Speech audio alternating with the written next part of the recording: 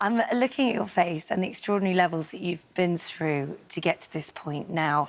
First of all, I just want to say so sorry that you felt that you had to do that in the first place. The last thing you said there, just before you went under, I'm just doing this to fit in, to not stand out.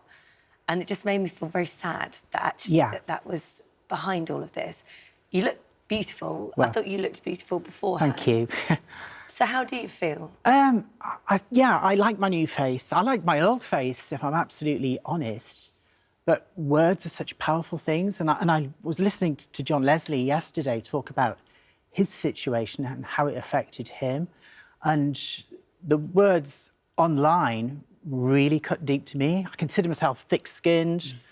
I'm a journalist, you know, been transgender and out about it for years, and it's never really bothered me.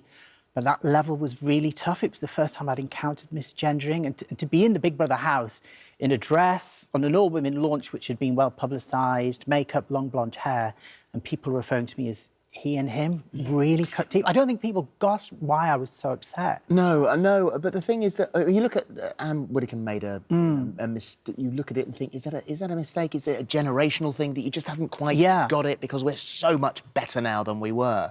But at the same time, Rachel Johnson did the same thing. You think, well, he probably should know better. Absolutely, they're clever women in the house. I mean, they can recite Latin, Greek.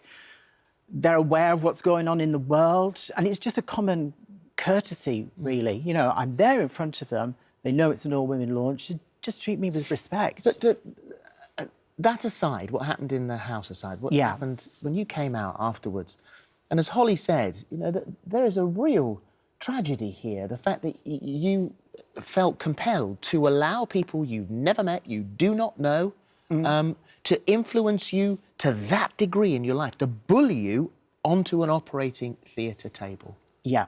I know, and part of me is a bit embarrassed about the fact that that was the element that gave me the final push to do it, because, as I say, when I went into the house, I was perfectly happy with how I looked. But it was coming out the house and the sheer volume of trolling. I stayed in bed for 3 days. I couldn't go out. Oh, and in this day and age, you know, the hate follows you around. You've constantly got your mobile phone with you. Yeah. And it became a situation where I was switching my phone off for hours, switching it on and dreading it, just seeing it load up and tick up that, you know, there's 80 messages, and I knew that nearly all of them were horrible. So what happens going forward then? I mean, and I hope let's just hope that, you know, nobody should be trolling anybody full stop, regardless of whatever, you know, you just shouldn't be doing it. But if it continues, or if one person says something, where do you go from here? What do you do?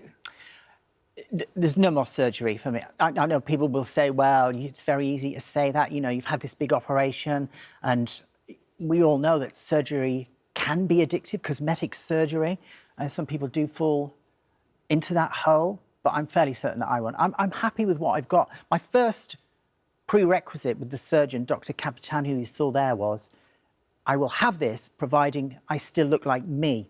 So while he's taken away the markers, if you like, that growing up in the wrong body left me with, I still feel like I have my same face. It's going to take some... It is very traumatic surgery, and you made the mistake of having a look at some of the pictures. Yeah. I could not believe what you've gone through.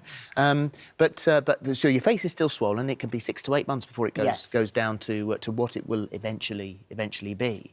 And then, hopefully, after that, you can get back to being the successful woman that you are. I mean, 2016, you hosted Loose Women. 2017, joined Channel 5 as a newsreader.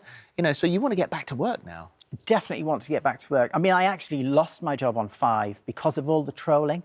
There's so much heat and hatred around gender at the moment, and this is from both sides. You know, I've got to be honest, you know, there's a lot of views on the LGBT side that I don't necessarily agree with, although I 100% think that everyone's entitled to be themselves and define who they are. Categorically, that is right. But there are some ideas on there that I find difficult to understand, even myself being trans. And I think just the sheer noise that's going on around gender makes it very difficult for a news organisation to have somebody like me in front of a camera reading the news. So sadly, you know, 5 News, I lost my job going into Big Brother. Having said that, Big Brother remains one of my favourite programmes. You know, I absolutely love it. And the people in Big Brother did look after me. They did provide care afterwards. But there is a dark side to reality. You know, very sad story earlier this year about Sophie from Love Island. Yes, of course. And I think people just think it's a case of you go into a reality programme, it's going to be basically a holiday and have a good time and come out. Yeah.